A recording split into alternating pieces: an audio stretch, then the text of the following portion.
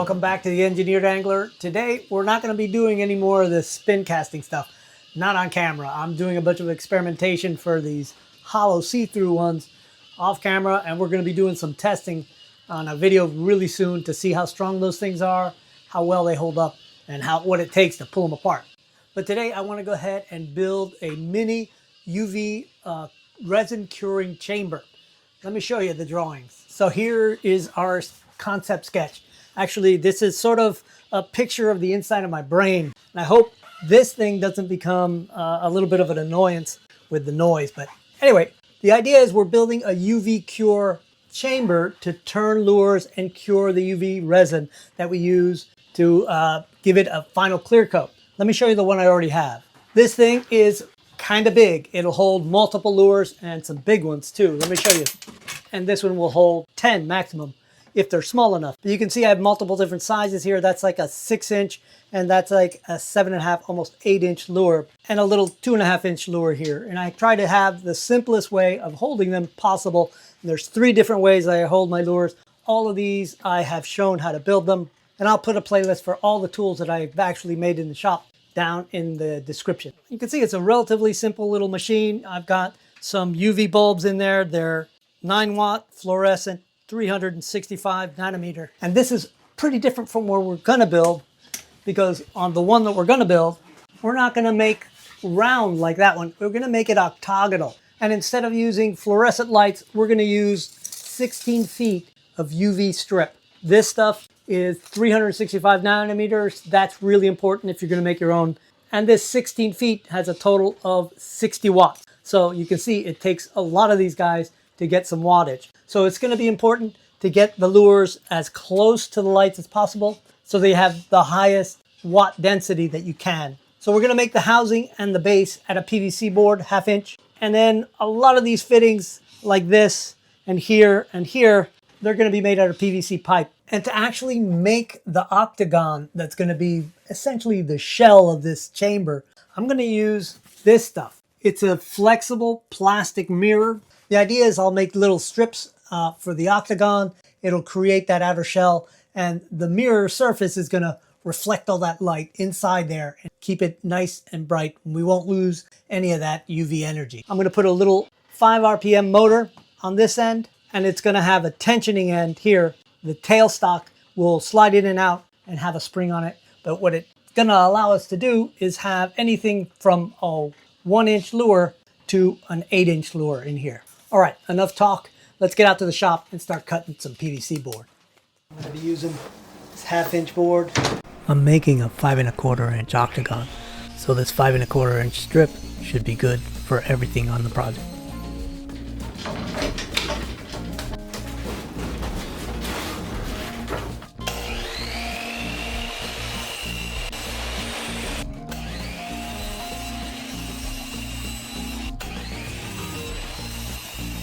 All right, let's find the center of this thing.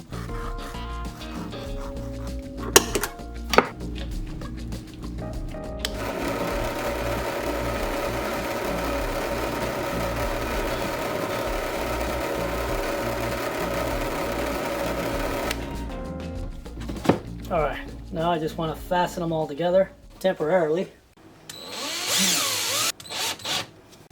The idea now is to rotate the top one 45 degrees without rotating the rest.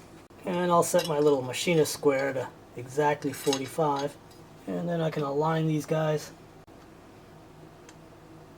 And I'll tighten it down just a little bit. Now I use the bottom one as my guide for the angle on the cut. I've got a little separation piece here so I can get it up there against the fence. Just align the blade to the bottom plate.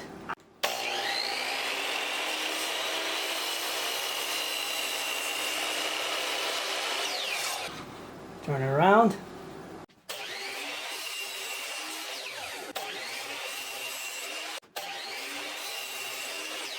And of course, you don't have to do this precise. If you can make it more or less octagonal, that's good. And for this size octagon, I should be getting something right around 2 inches for each side. It's time to cut out the pieces for the base.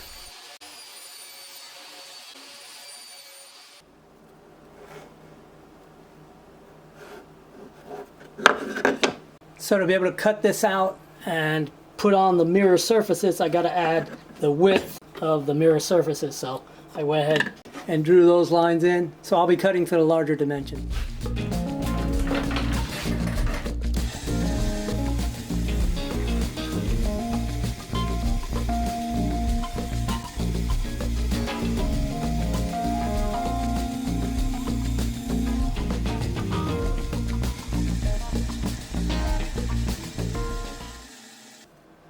Should fit pretty much perfect, I hope.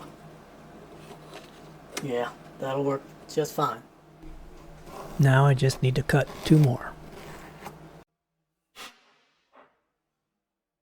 Now I just need to cut the front and back plate of the base.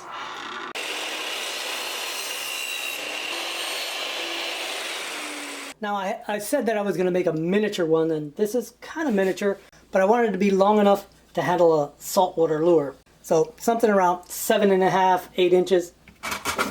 And that's kind of what it's going to look like. And I'll cut strips of this plastic mirror material. And it's exactly 12 inches wide, so all I got to do is cut it to the width of the different sides of the octagon. And to assemble this stuff, I'm going to use some PVC pipe glue. And then I'll clamp it just for a minute or so, and it should set.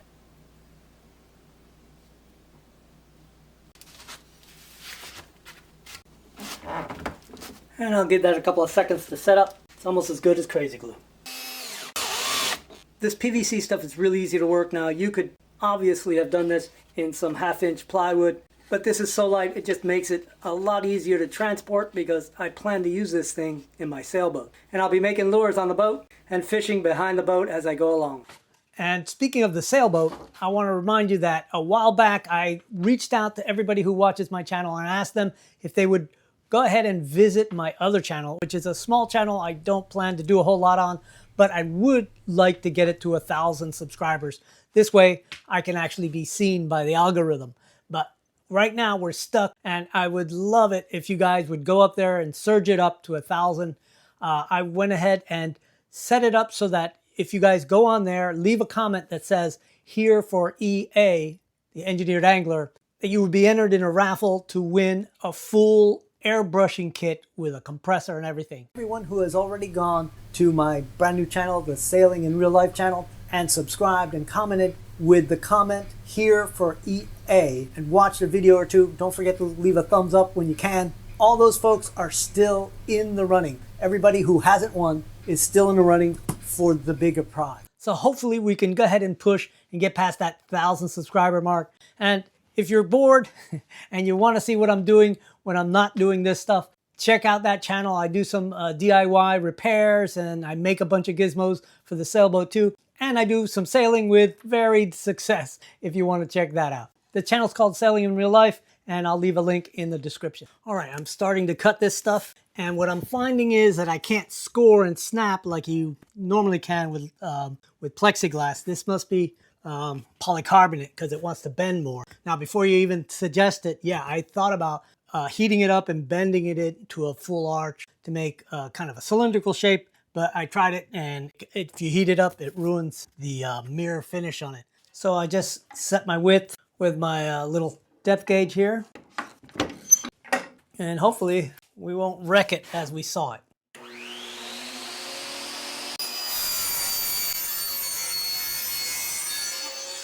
All right, let's see how that looks. It's doing a little bit of damage to the edge, but I don't think I can avoid that.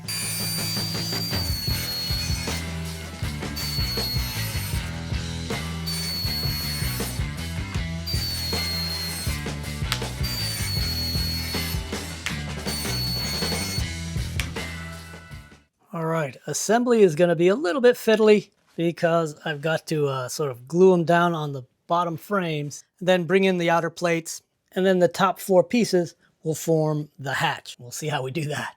So I'm going to assemble with some hot glue, and to make sure it's going to stick, I'm scuffing up the back of this, not so much that it comes through to the front, because this is just a thin layer of vinyl that forms that reflective surface. Then I'll wipe down both surfaces with a little bit of alcohol. Don't really need to put much on there, just enough that it grabs. And that's pretty immediate. Check in the back, it's looking pretty good.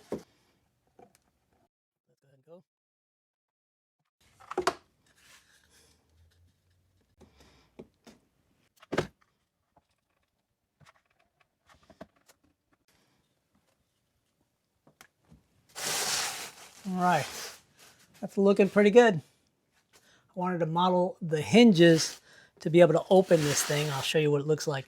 It kind of accordions back and then sits on a little piece of PVC that's back there.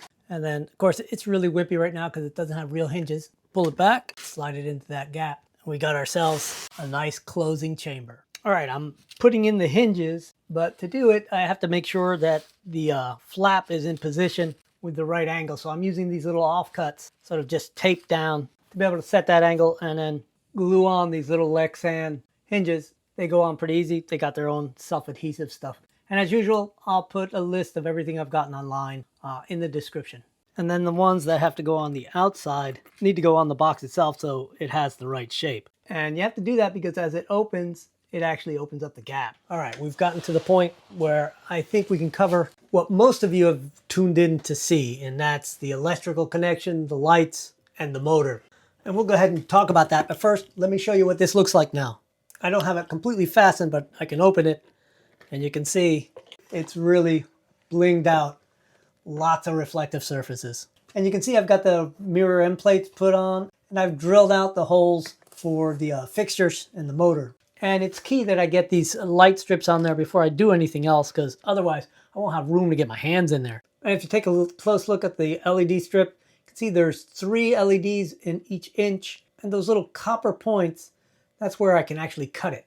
And I'm going to cut it in 8-inch strips. This way I'll have 3 8-inch strips in each one of these panels, including the panels in the lid. And to make the connections between the strips, I'm going to use this little clip-on connector that goes right at the point where you cut it. And then I'll have a loop of wire going to the next strip. The idea is that there'll be a continuous connection back and forth on each strip. I plan for the wire to come out here in the corner and out the back where my power supply will be mounted back here. This is a 200 watt, 12 volt power supply, specifically for LEDs. You don't really need this big of a power supply for this one strip. I just bought a big one in case I need to get another strip and add more lights to it. I'm pretty confident that 60 watts in this small box will be plenty. And the motor is going to get mounted just like that. And on this front plate right here, I'm going to mount a couple of these switches, one for the light and one for the motor. And the way these connectors work is that you just slide the wires without stripping them or anything right in there. And it has a slot that the LED strip will slide into, and these tabs that just get pressed down with a pair of pliers and make the connection. Now the motor is 110 volt, 5 to 6 RPM motor. And I don't tend to keep it that way. I want to put a 12 volt motor in here so that when I move it to the boat, I can do away with its power supply and just connect everything directly to the boat's batteries. But this works really well if you're going to be using it in a shop. Now you can see at the motor, I've fitted a little hook that just slides in to that little coupler.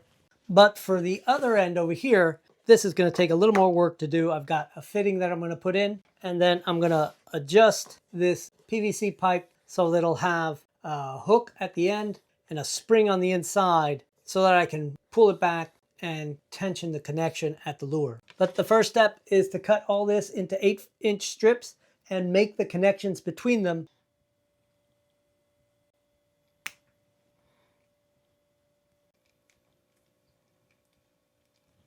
All right, before we move on, that's the first connection. Let's make sure that these connections are going to be good. Oh yeah. All right, that looks great. You can see it in the mirror.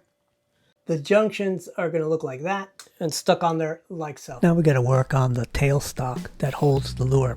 It's just a piece of 1/2-inch PVC.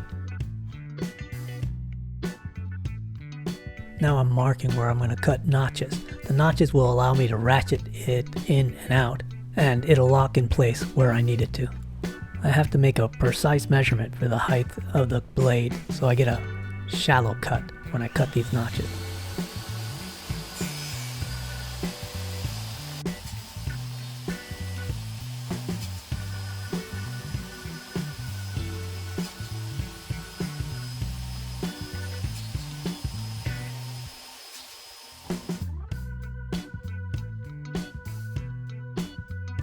This thin piece of plexiglass is going to serve as my latch. I'll heat it up and bend a 90-degree into it. That will serve as my little latch key. Here I'm marking where I'm going to actually grind back these little slots to create ramps for the latch to ride up on.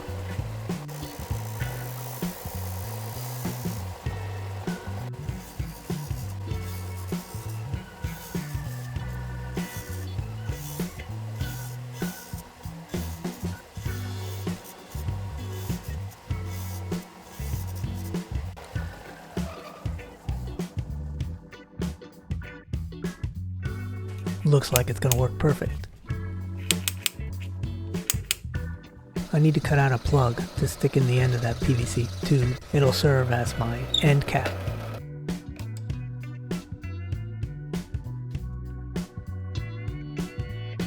With a hole drilled in the end cap, I can insert the end hardware, which is basically just a piece of wire attached to a snap swivel. That's where the lure will get hooked. Now it's just a matter of gluing it in place, and we'll let it sit for a while so it's not so gooey. In the meantime, I can take that little Lexan latch and glue it in place on the little fitting that goes at the end plate in the box. So I first give it a good sanding, and then I wipe it down with a little bit of alcohol. And a little bit of UV resin makes for a quick glue up of the little latch. Just set it down and apply a little bit of UV light. And then finally, I'll set it on my bigger light to finish off the set. Now I know that this is probably a bit more elaborate than a lot of you guys are either willing or interested in doing. I know you can just make a square box with a lid that just pops off without any hinges or anything. That would make putting all the mirror surfaces in there really easy. But there's one thing that you're going to have to do is figure out a way to mount your lure, and having a backstop that actually tensions it, which is what this is going to be, makes it so you can put a lot of different size lures in there and have them really well secured. So the way I've done it is I've taken a 1" to 3/4 reducer, PVC reducer, and I've stuck a section of 3/4 inch PVC in there, and it's schedule 20, that thin wall stuff. Now recently it's been getting hard to get the schedule 20 stuff, so the best way to do it with the schedule 40 stuff is to go ahead and assemble it just like this, and then fill it with some casting resin. Let it set, and then drill out a 7/8 inch hole, and that will fit the outside diameter of this 1/2 inch PVC perfectly. Actually, better than this. And that's probably how I would do it the next time. So let's go ahead and put our tensioner together. I'm going to use some bungee cord, and this is 1/8 inch bungee cord. So here's the hardware that's going to be sticking out of that 1/2 inch PVC pipe. You can see it's just a swivel with the snap opened up and turned into a hook. And I've put a really narrow little eye here that I can fit into the hole that we made in our little piece of end stock wood. Take and put my bungee through that eye and then stick it into the PVC pipe until I can reach it at the other end. And then I've taken an end cap, and then we'll just run the bungees into the hole that I've drilled. And we'll pull that out. Now I can tension this back until it feels like I'm getting the right kind of tension. I need a little more than that. I think that's perfect right there. So I'm just gonna tie a knot, and I'll cut off the excess. You can see it makes for a nice tight pull on that thing. So we can move the stock just 1 inch or 2 and get a really good tension. And to put this fitting in here, I've cut a little section off this 1 inch coupler to make this little attachment ring. So all I have to do is slide this through and then push this on here nice and firmly. And I'll give it a little bit of hot glue just to keep it in place. Now the other end of the motor is going to have a hook as well. And all I did was take a little piece of aluminum, 1/4 inch aluminum rod, and then I drilled 2 holes in it and ran a stainless steel wire so it runs in and then back out and forms this. This way it can't twist and it can't sag downward in any direction. And it just slips right into the coupler on the motor. And there's a set screw over here that I can tighten down so it won't get pulled out. Now I also want to be able to mount the lures with my traditional way of doing it, which is using one of my holders, which has a little piece of 1/2 inch CPVC, and it's either on a little clip like this or on an extendable rod like this. And it gets mounted into a female coupler, but to mount the coupler onto the motor, I've got to have another little piece of aluminum rod in there. So I'm going to go ahead and pour this full of casting resin. I've got some clay in it so it doesn't go anywhere. This way, this aluminum rod will be set and I can just mount it on the motor and pinch it down with the set screw too. All right, with this cast, and I've got a little notch cut in it so I can get to the set screw. I can set this in the little sleeve, and then we could mount a lure on there really easily. And this gives us a lot of options. All right, so let me show you what I've done with the wiring so far. I've mounted our power pack, and I've connected a lamp cord that's going to go to the wall. There's also a pair of wires that are going to go directly underneath the box and then connect to the motor wire. And then the 12 volts for the LEDs come off this end. They go in here and are going to get connected to our switches. And we'll have an inline fuse down underneath for the LEDs. All right, at this point, I've got the motor fully wired. And you can see I've used some wire nuts, but that's just because I've got to redo this when I remove this motor and replace it with a 12 volt one. All right, I'm starting to stick these guys on. So the next one goes just like that. And then the third one goes down there. Hopefully it'll go smoothly.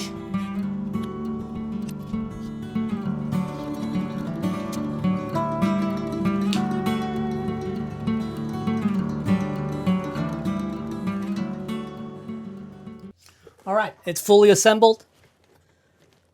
Check that out. That looks like some kind of science fiction. But I don't think you're really going to get the full impact until I turn the LEDs on and the lights off. It looks like a carnival. All right, let's test the capacity.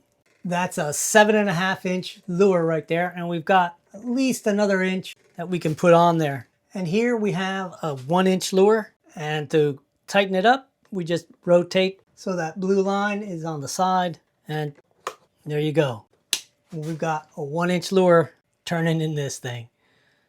And I labeled the switches so that I won't be fumbling around turning the wrong thing on. And I put a little spot in the back where I can store the little ends and keep the one I'm not using there. And with a little side-by-side comparison, you can see it is substantially smaller and a lot easier to handle and carry around. All right, here's an old lure that I made a few years ago, and it's in need of a new, fresh top coat. Let's go ahead and do it. All right, I wiped it down with some denatured alcohol, and we're gonna just give it a quick coat. The idea is we'll give it a coat, put it in there, and then I'm gonna time how quickly it actually sets this thing up. And we'll check it every like 2 minutes and see what state it's at. The nice thing about UV resin is you don't have to hurry. Sometimes I find myself kind of rushing for no good reason, just kind of used to the two-part epoxy stuff that you have to kind of move pretty quickly so it doesn't start to firm up on you or skin over. Let's put it in here, see how it goes. Take it off my holder. Then I can just rotate this thing and click it back till I know I have a good tension on it. And I'm gonna go ahead and just rotate it for, I don't know, maybe 5 minutes, because I did put a really thick coat on it. I wanna go ahead and have it even out across the surface of the lure, and it also gives it a little time to debubble. Just the bubbles come to the surface and pop. Now I know a lot of folks don't see the purpose of rotating UV resin, but I think it's important because it gets rid of sags and gives you a little time to allow the bubbles in the resin to pop off. And I'll give that like 3 or 4 minutes before I turn the lights on. I'll cover it to keep the bugs and the dust off it. All right, it's been 2 or 3 minutes. That should do it. Let's go ahead and check the time. It is 5:20. I'll go ahead and turn the lights on and we'll close her up. I'm gonna check it again at 5:22. All right, it's 5:22. Turn the lights off, turn the motor off, and I'm just gonna take this Q-tip and just touch it. Hopefully I won't ruin it, and see if it sticks. No, it's actually already firm to the touch. But I can tell by the smell that it needs a little more time, but that's amazing. 2 minutes and it's already touchable. All right, let's let it go for 5 more minutes. We'll take it to 528. At this point, I don't really need to run the motor because it's not going to sag, but I like to go ahead and turn it just in case there's any areas in there that are hotter than others as far as UV light. This way, I'm sure everything gets a nice exposure to the full power of the UV light. All right, it's been a total of, 8 minutes now? And I'll go ahead and take the back of this. And it feels hard now. It's not just not tacky, it's actually hard. All right, that's pretty impressive. It's a little more than I thought it would do. It probably, just by the smell of it, isn't fully set. So I would probably give it another, probably 10 minutes, which is probably excessive. It's probably going to be a total of 15 to 20 minutes for a lure this size, which is super fast, much faster than my big chamber. And that's due to the fact that the light is so much closer and so confined. So I think this design worked as well as I could have hoped. All right, guys, thanks a lot for tuning in. I really appreciate all the support lately. It's been really fun. And don't forget to swing by my other channel, Sailing in Real Life. And if you haven't subscribed here, don't you think it's time? Thanks for watching, guys. If you got any other suggestions for UV chamber stuff, let me know. If you want me to explain something else, let me know. I put in a lot of options in this thing. I made it complicated, but I prefer to put in all the sort of design options that I can think of, and then you guys can either put it in or leave it out in the one you built. And if you're interested in seeing how I made that sardine lure that we just clear coated, check out the video right here. Thanks, guys. I'll see you on the next video.